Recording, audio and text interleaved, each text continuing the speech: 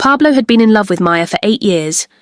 He had finished his studies, but no matter how hard he tried, he couldn't find a better job. He knocked on every door, sent out countless applications, and spoke to many people, but no one would hire him. It wasn't that he lacked the skills, the opportunities just weren't there. Without a job, he had no money to pay the bride price for Maya. Each rejection felt like a piercing to his heart, like a sharp blade. He would return home defeated, staring at the ceiling, wondering if life would ever change. Without a job, he couldn't afford to pay the bride price for Maya, and this torment weighed heavily on him. Maya's parents were growing anxious. Their daughter was getting older, and at 29, most women her age were already married. As their firstborn of 6 children, they felt an even greater pressure. They had been waiting for Pablo to come and make things official. Her father paced the house late at night, his worry lines deepening. One evening he turned to his wife. "Have you heard anything from Pablo?" His voice was tight with frustration. Maya's mother sighed. "No, nothing yet. I'm starting to worry too." One day Maya was coming home from the market where she sold vegetables. She enjoyed her routine, but deep inside she felt the weight of her parents' expectations. As she walked, she stumbled upon a car crash. People crowded around, their voices sharp with accusations. The drivers were shouting at each other, their anger filling the air. As she stepped closer, something gleamed on the ground. She looked closer. It was a gold ring. It was beautiful, untouched by the chaos around it. She quickly picked it up, glancing around to make sure no one saw her. A strange sensation tingled in her fingers as she held it. Excited but uncertain, she ran to Pablo's small studio. "Look what I found! It might be valuable," she said, breathless. Pablo examined the ring. "This looks like real gold." He looked at her, eyes filled with sudden hope. "I will take it to a pawn shop tomorrow to check if it's real." The next morning, Pablo left early for his job unloading large vehicles. The work didn't pay him much, but it was better than staying at home, doing nothing. He left, completely forgetting about the ring. Later that evening, Maya visited him. When Pablo still hadn't returned, she used her own set of keys to enter. As she waited, she spotted the ring and slipped it onto her finger, admiring how it shimmered in the dim light. She thought about how soon Pablo would put a ring on her finger.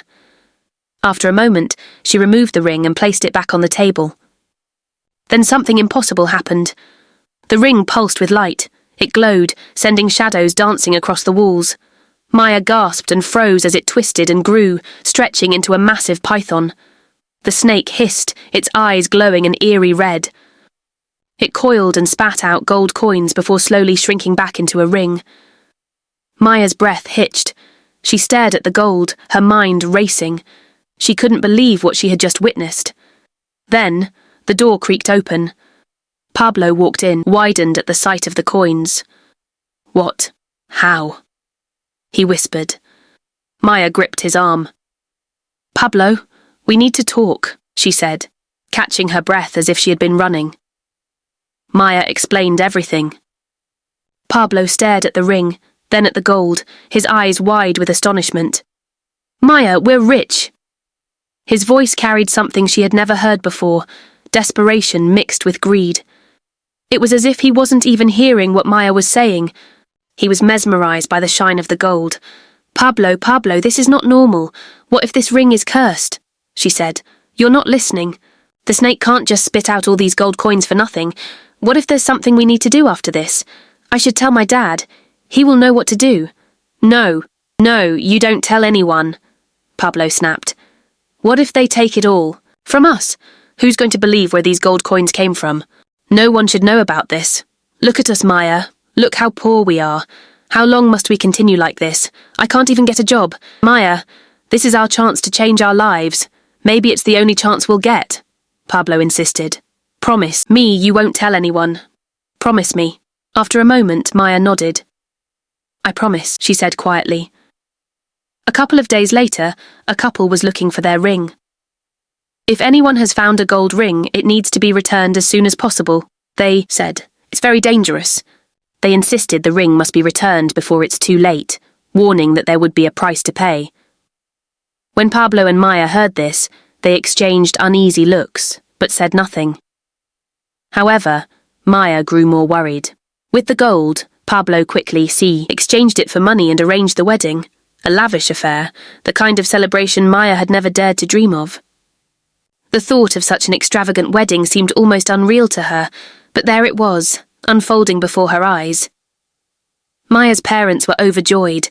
They marvelled at the grandeur of the ceremony, the spread of food, the lively music, and the dancing that went late into the night. It was everything they had imagined and expected. They beamed with pride as they watched their daughter walk down the aisle. However, while the celebration was in full swing, a quiet undercurrent of suspicion rippled through the guests. Whispers floated in the corners of the room. Where did Pablo get the money for all of this? The question lingered in the air, unsaid but understood by many. Pablo, who had once struggled to make ends meet, was now able to afford a wedding that rivaled those of the wealthiest families. His sudden rise in fortune raised eyebrows, though no one dared to question him directly. The joy of the occasion kept most concerns at bay, but suspicion still clung to the air. Pablo, though, was oblivious to the whispers. He was lost in the glow of the moment, watching Maya, his bride, with a mixture of triumph and greed. As the evening came to a close, the guests left, leaving behind a trail of laughter and chatter, but also lingering questions. Maya couldn't shake the feeling that something was off, that the ring might bring more than just fortune. Pablo used the gold to buy a large house and set up a business. For the first time in their lives, Maya no longer had to sell vegetables at the market. The couple's new life, filled with comfort, seemed almost too good to be true. They had abundance of things they had never dreamed of. Maya could afford things she had only imagined in her most distant fantasies. However, despite the new wealth and the comforts it brought, Maya remained uneasy.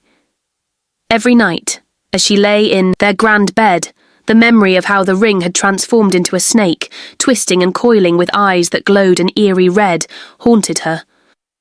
The vision of gold coins spilling from its mouth, followed by the snake shrinking back into the ring, replayed in her mind over and over, leaving her with a feeling of unease that she couldn't shake. Though she told herself it was just a dream, a figment of her imagination, the thought of that strange mystical transformation filled her with a sense of dread. The ring had brought them riches, yes, but what had it cost them? Was there more to this treasure than they understood? Still, as she looked around at the house, at the business that Pablo was slowly growing into a success, and at the life they now led, Maya couldn't deny the pull of temptation. She had to admit, the money and what it afforded them was undeniable. She could go to any store, buy whatever she wanted, and never have to worry about running out of money again. For now, they were safe, and they were happy. She allowed herself to enjoy the life they had built, even as the unease gnawed at the back of her mind. The townspeople's gossip grew louder with each passing day. "Something's not right," they whispered among themselves. How could Pablo suddenly be so wealthy overnight? Maya's father, too, began to have his doubts. One evening, as Pablo visited Maya's parents, her father pulled him aside, his face etched with concern. "Pablo, how is it that you've come across so much money so quickly?" he asked, his voice thick with skepticism. "What's going on?" Pablo, feeling the weight of the question, smiled confidently, trying to brush away the doubt. "Don't worry, Pa, there's nothing bad here. My friends and I found a big diamond. It was huge. When we sold it, we split the money. Simple as that." But Maya's father wasn't convinced. He studied Pablo closely. "Be careful, my son," he said, his voice low and serious. "Money doesn't appear out of nowhere, and neither do diamonds. You might be courting danger without realizing it." Pablo waved off his father-in-law's concerns, assuring him everything was fine. He couldn't help but feel a twinge of unease as his father-in-law's words echoed in his mind. Meanwhile, a couple had been searching tirelessly for a missing ring. Their inquiries became more urgent with each passing day. "If anyone has found it, it is very important that it is returned," the man said, his voice sharp and commanding. "It must be returned. There will be consequences if it isn't." "The ring is dangerous," the wife added, her voice low, almost a whisper. "It brings harm to those who keep it. Please, if anyone knows anything, we must get it back." A month later, tragedy struck. Maya's father, who had been in good health just days before, suddenly began complaining of a severe headache. The next day, without warning, he passed away. His sudden death left the family reeling with grief, and the sorrow in the house was palpable. Pablo, ever the provider, took charge of the funeral arrangements, ensuring that everything was handled well. The air was thick with mourning. Maya was devastated, her heart broken by the loss of her father. The timing of her father's death felt wrong, too sudden, too cruel. That very same week, as the family mourned and the house felt heavier with grief, the snake inside the ring struck again. Maya, alone in the quiet of the evening, watched in stunned silence as the ring pulsed with an eerie glow. The snake inside began to stir once more, hissing as it spewed more gold coins, the glittering metal spilling across the table. Pablo, who had become more obsessed with the growing wealth, eagerly collected the coins, his eyes shining with greed. They were getting richer and richer by the day, and Pablo revelled in it. To him, the gold was a symbol of their newfound success, a tangible sign that they had finally escaped poverty. Yet Maya, though she appreciated the wealth, couldn't shake the discomfort growing in her heart. But Maya felt trapped. She couldn't bring herself to speak out against the very thing that had brought them so much, too much wealth. Pablo was so happy with the money, so consumed by their good fortune. She couldn't bear the thought of shattering his happiness, of making him question everything they had gained. It felt as if, in some twisted way, their prosperity depended on her silence. The conflict inside Maya grew. On one hand, she wanted to voice her fears, to confide in someone about the strange, unsettling occurrences that seemed to follow them.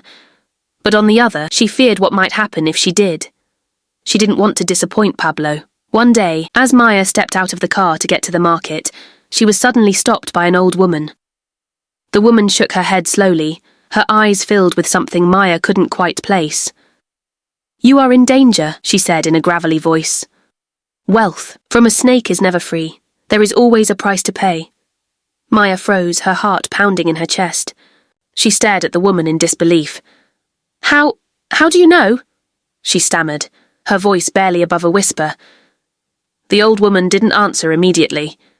Instead, she looked at Maya with a somber gaze, as if she were peering into her soul. "Time is ticking," she murmured. "Don't be fooled by the wealth, it costs more than you realise.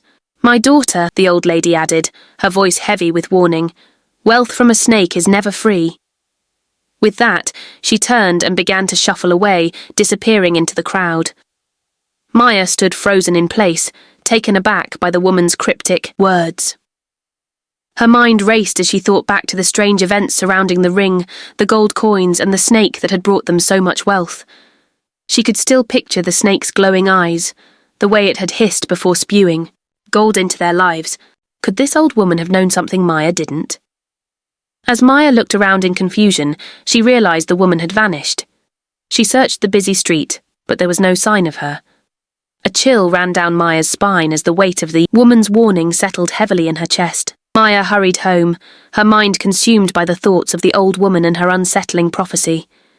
When she arrived, she found Pablo in the living room, the sight of him so focused. She couldn't ignore the warning any longer. "Pablo," she said, her voice trembling, "we need to get rid of the ring. It's dangerous." Pablo didn't even let her finish the sentence. "No, what are you talking about?"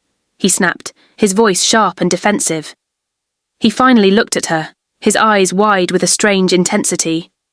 There was something in them that unsettled her, an obsession almost. "Aren't you happy with how our lives have changed? Look at what we have now. Look at the money, Maya. We can do anything we want. But Pablo..." Maya's voice wavered as she tried to explain. "I saw an old lady today. She told me everything about the ring, and she knew things that no one else could know. She said we're in danger. She said the wealth isn't free and there is always a price to pay." Pablo's expression hardened. "It's all in your head, Maya. You're probably thinking too much." He waved his hand dismissively, as though her concerns were nothing more than an inconvenience. Maya felt a knot form in her stomach. She knew that trying to convince Pablo to get rid of the ring would only lead to more arguments. He was too consumed by the wealth to see what she saw. He couldn't hear the warning that echoed in her mind. She felt a deep sense of isolation, as if the weight of the decision was hers alone to carry. Maya took a deep breath, her fear growing, but she didn't argue further. There was no point. Pablo was too blinded by the money to understand, and, if she pushed him, it would only drive a wedge between them. She left the conversation, her heart heavy with uncertainty, her mind haunted by the words of the old woman. The next day, Pablo returned home to find that Maya was gone. She had packed some of her belongings and left for her parents' house. Her absence was a shock to him, and a deep sense of unease crept into his chest. He wondered what had gone wrong, but he didn't have time to dwell on it. When Maya arrived at her parents' house, her mother, who hadn't been expecting her, immediately noticed her with the packed bags. "Maya, what's going on? Why are you here like this with packed bags?" she asked, her voice filled with concern. But it was late, and Maya, too exhausted to explain, asked her mother to let her stay for the night. They agreed to discuss it in the morning. That night, however, things took an unexpected turn. Maya's youngest sibling, Mona, suddenly became very sick. Panic set in. Maya and her mother rushed her to the hospital early morning. The situation wasn't great, but Mona's condition stabilized after being treated. As they waited in the sterile, quiet hospital room, Maya's mother, still worried about her daughter's sudden decision to leave her husband, gently probed. "I saw you came with your bags packed," her mother said, sitting beside her. "Is everything okay? Is something wrong with Pablo? Has he already told you to leave now that he has all this money? Or is there something else you're not telling me?" Maya hesitated, not wanting to worry her mother more. "Not now, Mum," she said softly. "We will talk another time." Her mother, though worried, nodded. "But you need to go back to your husband, Maya. If anything happens, I'll call you. The doctors are taking care of her. I'm here with Mona. I'll be fine. I am not going anywhere. I can't just leave you alone with Mona in the hospital." Maya looked into her mother's eyes and promised, "I'll go back after Mona is back home. I won't leave you here by yourself." After a while, Maya's mother asked her to go and get some essential bits, and also to grab something to eat, as they hadn't had anything since they arrived. As Maya stepped out of the hospital, her mind was still racing with questions, and it was then that she encountered the same old woman again. "My daughter," the woman said, her voice full of sorrow. "You are wasting time. How many more do you want to lose before you understand?" Her eyes bore into Maya's, and her words felt like an urgent plea. "You must get rid of the ring. Wealth from a snake is never free. Time is ticking." Maya felt as if she had suddenly woken from a long, troubling sleep. The woman's warning echoed in her mind, and a sense of dread washed over her. The old woman began to walk away, and before Maya even realized it, she was chasing after her. "Please, wait!" Maya called out, her voice trembling. "Do you mean I'm losing my family members?" The old woman turned and gave Maya a final, sorrowful look. "Stop wasting more time," she said before disappearing into the crowd, leaving Maya alone in her fear and confusion. Maya ran back to the hospital, tears welling in her eyes. She entered the hospital with a heavy heart, just as the doctor was finishing up with Mona. The doctor informed them that Mona was stable at that moment, but her condition was still unclear. They were running more tests, but they couldn't find what was really wrong. Maya asked her mum to have a word. She stepped out into the hallway with her mother, and they went into one of the waiting rooms. There, Maya finally broke down, telling her mother everything. She explained how she had found the ring, how it had transformed into a snake, and the ominous words of the old lady who had warned her about the wealth's cost. Her mother listened in disbelief, her face pale with worry and shock. She couldn't fathom the seriousness of what Maya was saying, but as she looked into her daughter's eyes, she saw the fear and desperation there. She knew that something needed to be done, and quickly. "Do you know where the owner of the ring lives?" she asked, her voice trembling. Maya shook her head. "I was told to keep it a secret, not to ask too many questions either in case it raised suspicion." Tears streamed down Maya's face as she realized the gravity of the situation. "Mum," she sobbed, "I never meant for this to happen. I didn't know it would be like this." Her mother gently took her in her arms, comforting her.